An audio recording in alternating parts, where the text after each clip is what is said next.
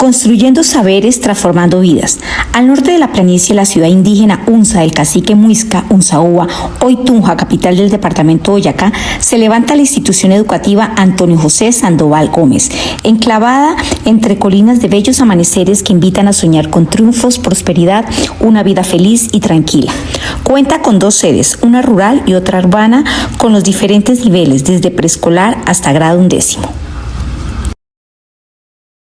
Buenos días, mi nombre es Andrea del Pilar Prieto González y hoy quiero compartir con ustedes algo que he aprendido y también desde mi experiencia, lo que sucede en las instituciones de mi municipio de Tunja y de lo que he podido investigar sobre migración, sobre igualdad de género, sobre diversidad cultural y cómo se vive dentro de las instituciones del departamento. Boyacá es un espacio que muchos imaginan tranquilo, tradicional y homogéneo, pero cuando uno se sienta en el aula y camina por los patios escolares, nota que no es así. ¿Por qué? Hay acentos mezclados, historias cruzadas, niños que vienen de diferentes realidades. Y ahí es donde la educación se vuelve un reto, pero también una oportunidad enorme. Este trabajo se apoya en autores como Díaz, Dietz, Ávila, Trejo y UNICEF, que nos ayudan a entender que la escuela no es un lugar aislado, es un reflejo vivo de la sociedad. Y en Boyacá, una región campesina, indígena y ahora también migrante, la diversidad llega todos los días al salón de clase. Boyacá no es solo paisaje, es movimiento. En los últimos años, miles de familias venezolanas han llegado a municipios como Tunja, Duitama, Sogamoso y Chiquinquirá.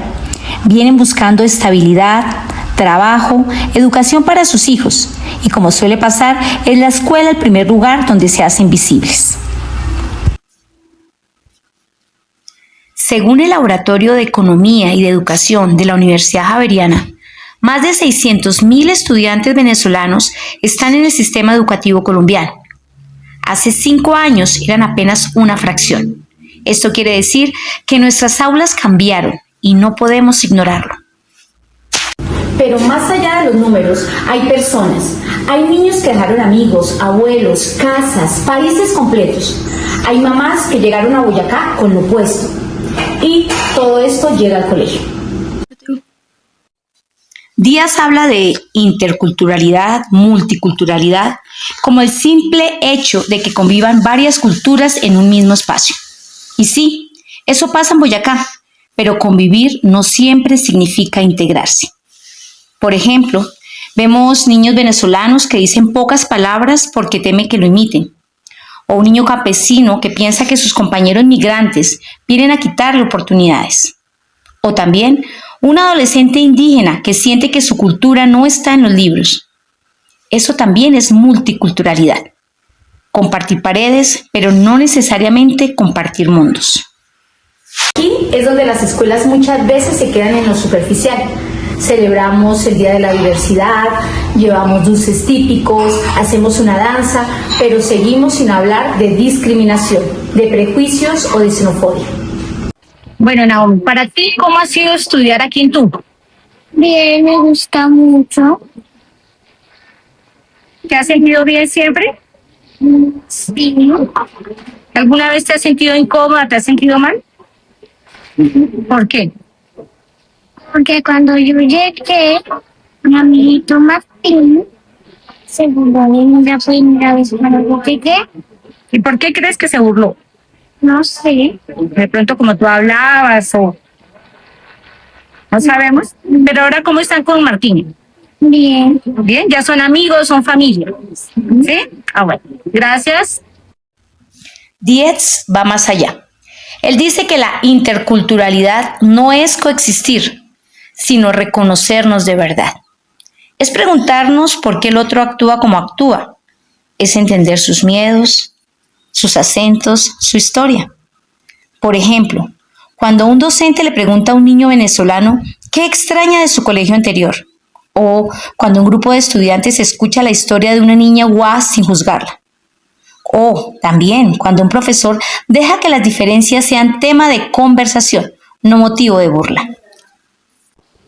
Díaz también dice algo muy importante. La interculturalidad es política. Es aceptar que existen desigualdades y que la escuela puede reproducirlas o transformarlas. Y eso exige valentía.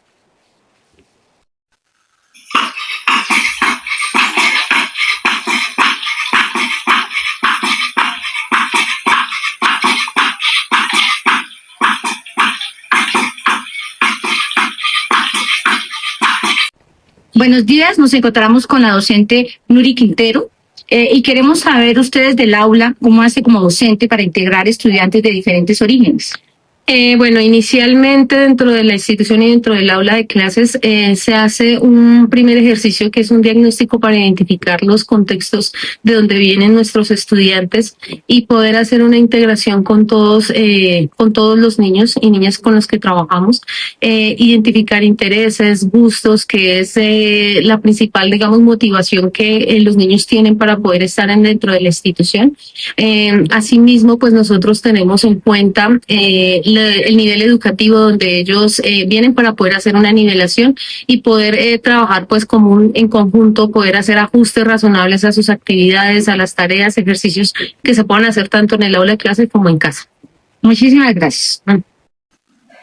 Ávila deja una idea clarísima. La interculturalidad no es algo que aparece por arte de magia en el aula. No basta con que haya estudiantes de distintos lugares, con distintos acentos, historias o costumbres. La diversidad por sí sola no garantiza encuentro. A veces incluso puede generar choque, silencio o distancia.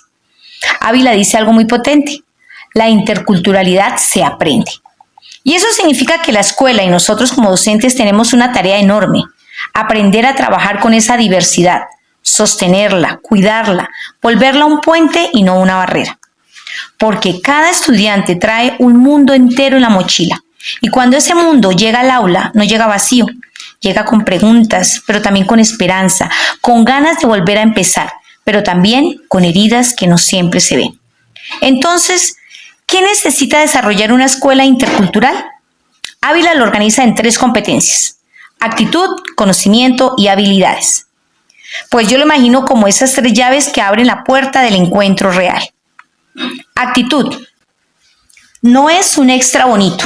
Es la base, es el piso donde lo demás se sostiene. Ávila diría, la actitud es una disposición genuina de escuchar al estudiante sin juzgar. Y pues yo lo traduzco así, es la forma en que yo me paro frente al otro. Porque el niño que llega al aula, sobre todo si es migrante o viene de una historia difícil, antes de aprender matemáticas o español, necesita saber si aquí hay un lugar para él, si aquí lo van a mirar con respeto y si aquí no tiene que esconder dónde debe pertenecer. La actitud es mirarlo y decirle sin palabras: te veo, te escucho, tu historia me importa. Es hacer silencio para entender, es suspender prejuicios automáticos, es no reducirlo a una etiqueta: el venezolano, la extranjera, el que no entiende, el que habla raro.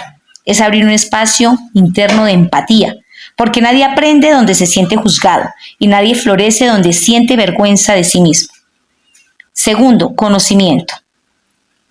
Aquí Ávila nos recuerda que la buena intención no basta, que ser empáticos es esencial, pero también necesitamos entender contextos reales.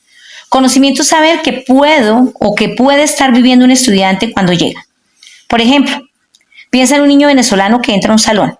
Tal vez viene con un rezago escolar, porque estuvo meses sin escuela o porque su sistema educativo fue distinto. Tal vez está atravesando duelos que no aparecen en el cuaderno. Duelo por la casa que dejó, por la calle que conocía, por los amigos que ya no tiene, por los abuelos que quedaron lejos. Tal vez perdió el piso emocional que lo sostenía. Y entonces llega al aula con una mezcla rara. Quiere aprender, sí, pero también está cansado, confundido, a veces enojado, a veces callado. Y si yo no conozco eso, ¿qué pasa? Puedo interpretar mal sus silencios. Puedo pensar que no le interesa, que no se esfuerza, que no se adapta.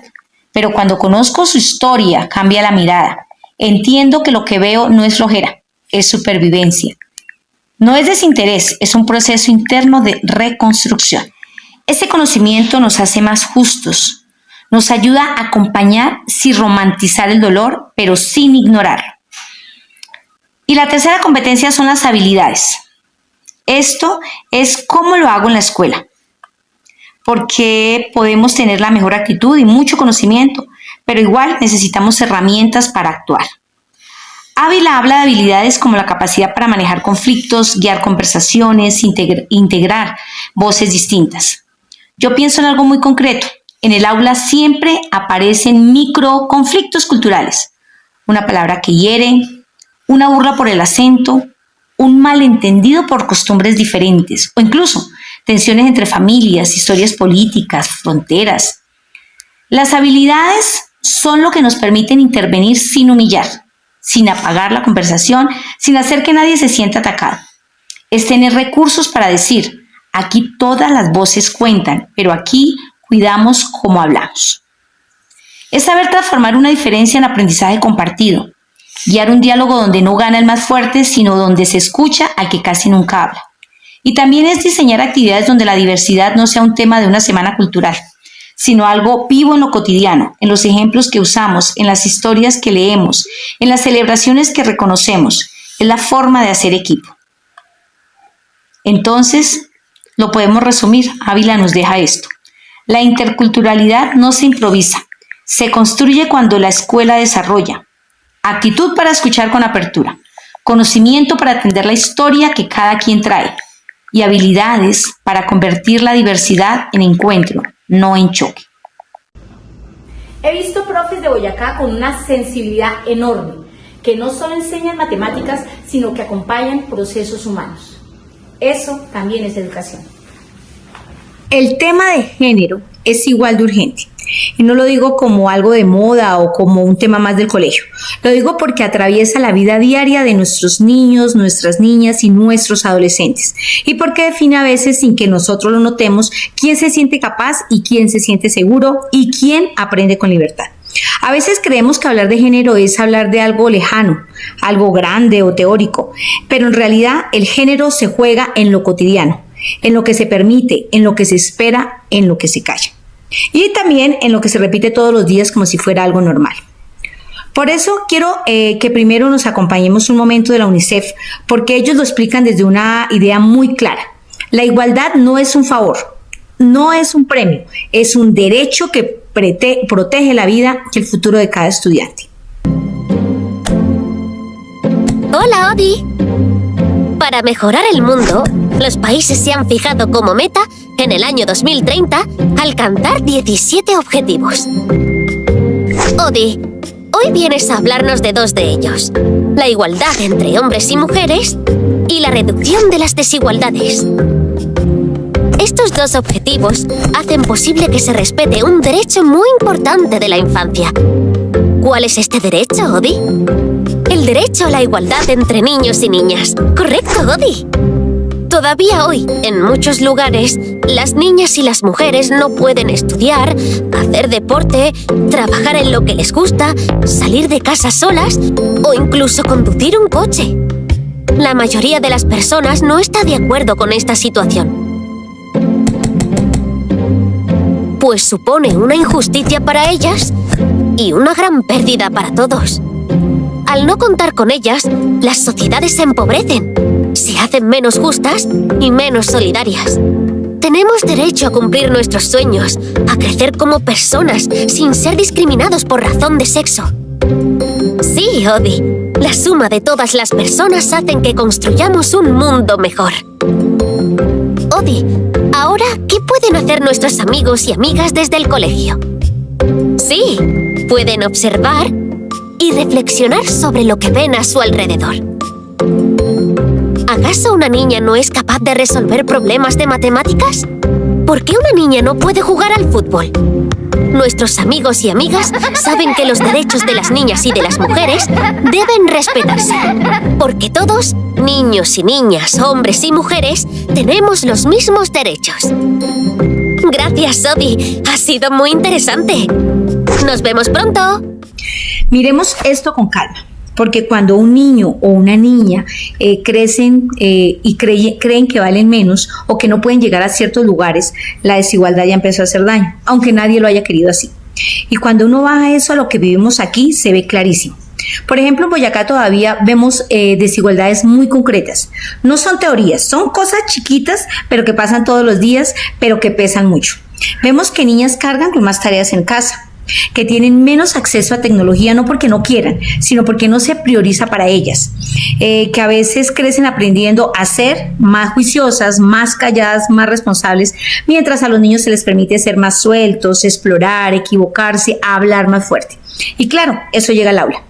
Llega en la postura corporal, en el silencio, en la manera de pedir permiso, en la confianza que se siente al levantar la mano. Y llega también en los sueños que se creen posibles o no. Trejo y UNICEF insisten en algo muy importante. El enfoque de género es la clave, no es imponer ideas, es abrir los ojos para ver cómo se repiten desigualdades sin que nadie las planee. Es preguntarnos con honestidad: ¿quién habla más en clase? ¿A quién le damos más tiempo? ¿Qué esperamos de las niñas y qué esperamos de los niños? ¿Qué comentarios ya normalizamos? ¿Qué oportunidades damos por hecho para unos y negamos sin querer a otros? Voy a poner ejemplos muy cercanos, porque aquí es donde eso se vuelve un poco más real. Piensa en una niña que no quiere entrar al club de robótica, porque piensa que eso es para hombres. Y lo más duro es que muchas veces no lo dice con tristeza, sino como si fuera ya un hecho. Como si el mundo ya estuviera repartido. Los niños para la tecnología, las niñas para lo cuidadoso, lo bonito, lo delicado. Y cuando eso pasa, no estamos hablando solo de un club escolar. Estamos hablando de futuros cerrados antes de tiempo. De una niña que deja de probar algo porque siente que no le corresponde. De alguien que se va convenciendo despacito de que no lo puede hacer. Por ejemplo, un adolescente que interrumpe más a sus compañeras en clase. A veces no lo hace por maldad. A veces ni siquiera se da cuenta. Es un hábito aprendido. El de sentir que su voz pesa más, que tiene derecho a opinar primero, que puede corregir o burlarse sin consecuencia. Pero para una compañera que intenta hablar, eso se siente pues muy distinto. Se siente como si su palabra no fuera importante, como si no valiera la pena participar. Y con el tiempo eso forma estudiantes más calladas, más retraídas y también más inseguras. No porque no sepan, sino porque se acostumbran a que el espacio no es suyo. Bueno, un tercer ejemplo que a mí pues me preocupa muchísimo. Un comentario en el recreo que normaliza la violencia. Si tú celas es porque te quiere. Las mujeres son así, usted se lo buscó, eso le pasa por andar sola. Parece chiste, parece cosa de jóvenes, pero en realidad es la semilla de algo más grande. Estas frases enseñan que la violencia es normal, que el contrario es cariño, que la culpa es de la víctima, y si no intervenimos ahí, ese lenguaje se vuelve cultura. Por eso UNICEF insiste en que la escuela es un lugar indispensable para prevenir violencias basadas en género, porque la violencia no empieza el día en que alguien golpea, empieza mucho antes, en lo que se dice, en lo que se justifica, en lo que se calla, en lo que creemos que es normal. Entonces, ¿qué significa tener enfoque de género en la escuela? Significa 3 cosas muy sencillas pero profundas. Primero, reconocer lo que pasa, sin negar, sin minimizar, ver quién tiene más voz, quién carga más, quién se siente menos capaz. Segundo, nombrarlo con cuidado pero con firmeza. Decir, eso no es justo, esa idea limita, ese comentario lastima. Aquí todas las voces valen igual. El tercero, transformar el aula en un espacio de igualdad real, donde una niña pueda sentirse científica, líder, creadora, sin pedir permiso cultural para eso. Y donde un niño también pueda aprender a cuidar, a escuchar, a ser sensible, sin burlas y sin vergüenza.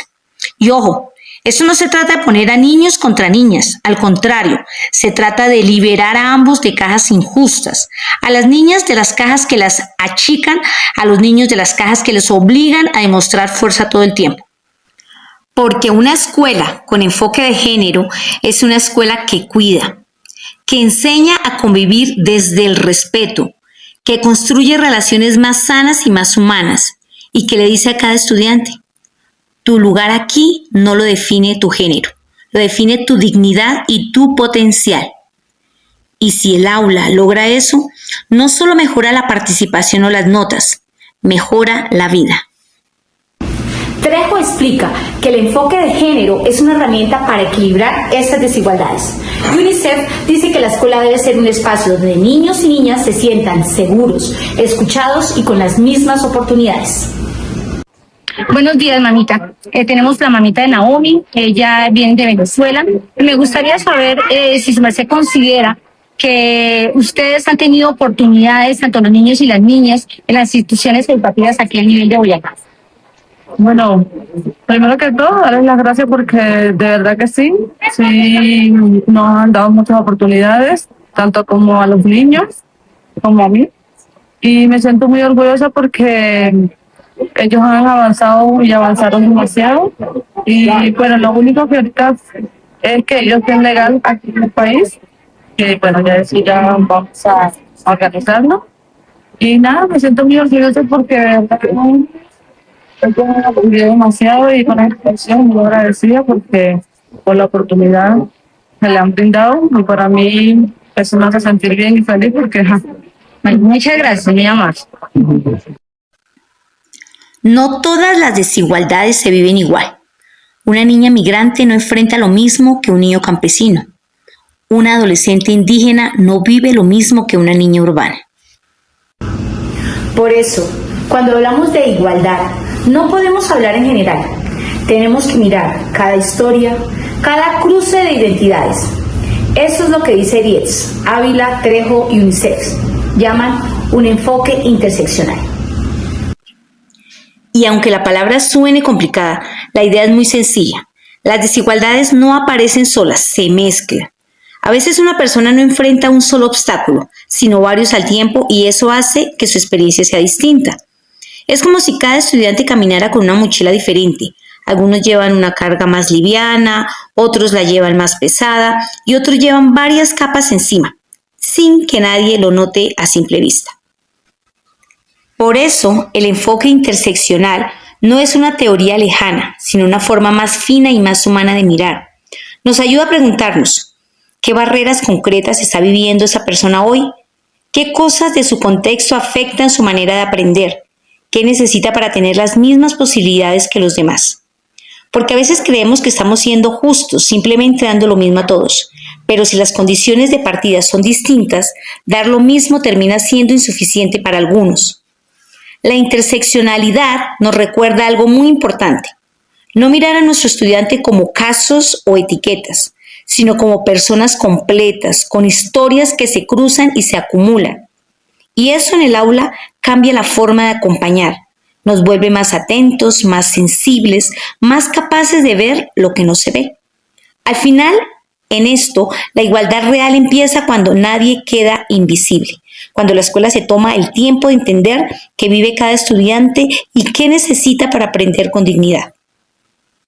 Historias que nos transforman. He conocido niñas que llegan con miedo y terminan liderando un proyecto escolar. He visto estudiantes venezolanos que tras meses en silencio se animan a levantar la mano. He visto adolescentes indígenas que enseñan palabra de su lengua con orgullo. Eso es educación viva. La escuela es un lugar donde todos llegamos con algo, con miedos, con dudas, con inquietudes, con heridas, pero también con sueños, con acentos. Pero también es un lugar donde podemos encontrar algo: respeto, escucha, oportunidades, esperanza. Educar en la diversidad no es solo un deber profesional, es un acto humano. Y en Boyacá, cada aula tiene la posibilidad de convertirse en un puente entre cultura, entre géneros, entre historia.